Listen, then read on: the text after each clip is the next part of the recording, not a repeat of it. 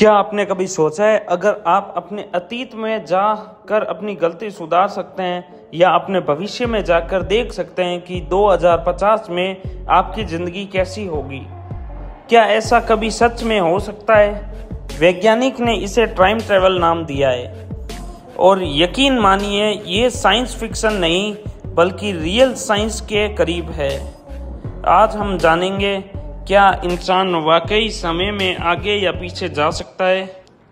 हम हर दिन समय में जीते हैं, सुबह दोपहर शाम रात, लेकिन क्या आपने कभी सोचा है कि समय असल में होता क्या है?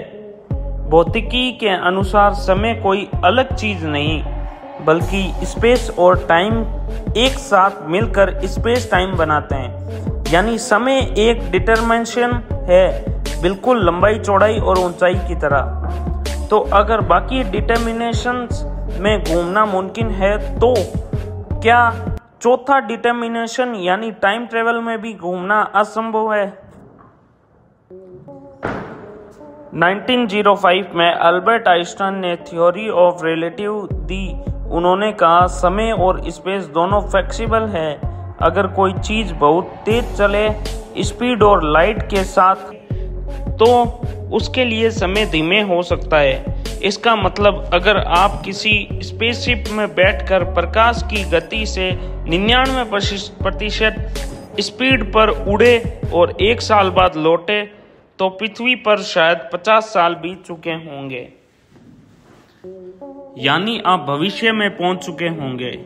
इसे कहते हैं टाइम डिलेशन और यह साइंस की सच्ची घटना है।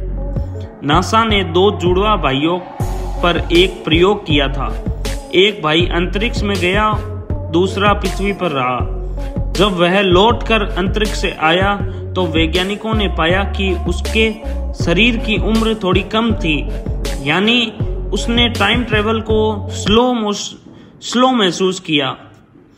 यह साबित करता है कि टाइम ट्रेवल आंशिक रूप से मुमकिन है, कम से कम भविष्य की ओर। अब सवाल यह है, क्या हम भूतकाल में जा सकते हैं? साइंटिस्ट कहते हैं यह बहुत कठिन है क्योंकि इसके लिए स्पेस टाइम को मोड़ना पड़ेगा।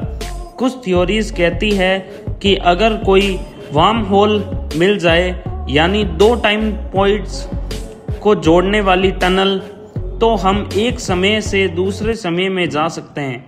लेकिन ऐसी टनल को खुला रखना लगभग असंभव है क्योंकि इसके लिए चाहिए नेगेटिव एनर्जी जो अभी सिर्फ गणित में मौजूद है, हकीकत में नहीं। अगर मान लो आप अतीत में चले जाए और अपने ही जन्म को रोक